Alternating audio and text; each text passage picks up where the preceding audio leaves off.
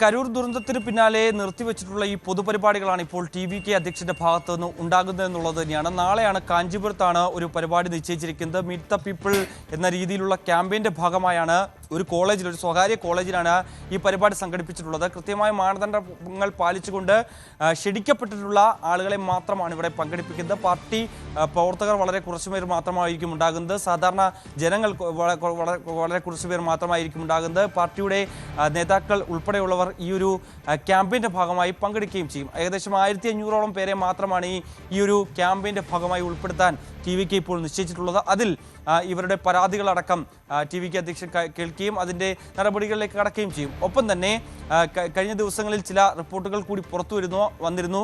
അതായത് അടുത്ത മാസം ഡിസംബർ 4 മുതൽ പൊതുയോഗങ്ങളിലേക്ക് കൂടി കടക്കാമെന്നുള്ള ഒരു തീരുമാനത്തിലേക്ക് TVK എത്തിയിരുന്നു. പ്രത്യേകിച്ച് ഈ റോഡ് ഷോ അടക്കം അത്തരത്തിലുള്ള വാഹന പ്രചരണ ജാഥയൊക്കെ ഈ കരൂർ ദുരന്തത്തിൻ്റെ പശ്ചാത്തലത്തിൽ നിരവധി ജീവൻ പൊഴിഞ്ഞ പശ്ചാത്തലത്തിൽ നിർത്തിവെച്ചിരുന്നു.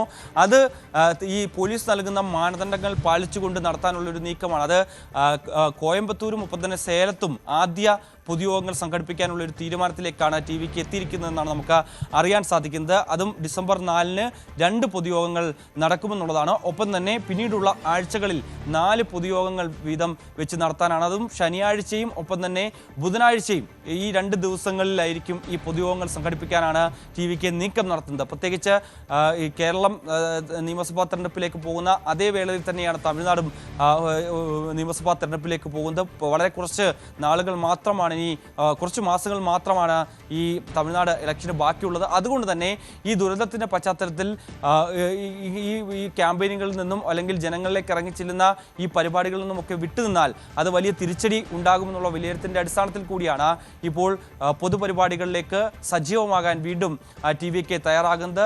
വിജയ് ഈ പങ്കെടുക്കുന്ന പൊതുയോഗങ്ങളിൽ ആളുകളെ കൂടുതൽ അത്തരത്തിൽ നിയന്ത്രിച്ചുകൊണ്ട് പോലീസ് നൽകുന്ന മാനദണ്ഡങ്ങൾ പാലിച്ചുകൊണ്ട് ആളുകളെ പങ്കെടുപ്പിക്കാനുള്ളൊരു ശ്രമമാണ് നടക്കുന്നത്. പക്ഷേ ഇതുമായി ബന്ധപ്പെട്ട ഔദ്യോഗിക സ്ഥിരീകരണം വന്നിട്ടില്ല എന്നുള്ളതാണ്. ഡിസംബർ 4-ന് എന്നുള്ള ചില സൂചനകൾ മാത്രമാണ് ഇതിനോടകം പുറത്തു വന്നിട്ടുള്ളത്. എന്തായാലും ഈ ഒരു പൊതുയോഗങ്ങൾക്ക് പോലീസിൻ്റെ ഭാഗത്തുനിന്ന് അനുമതി നൽകുമോ എന്നുള്ളതാണ് നമുക്ക് കണ്ടറിയേണ്ടിയിരിക്കുന്നത്.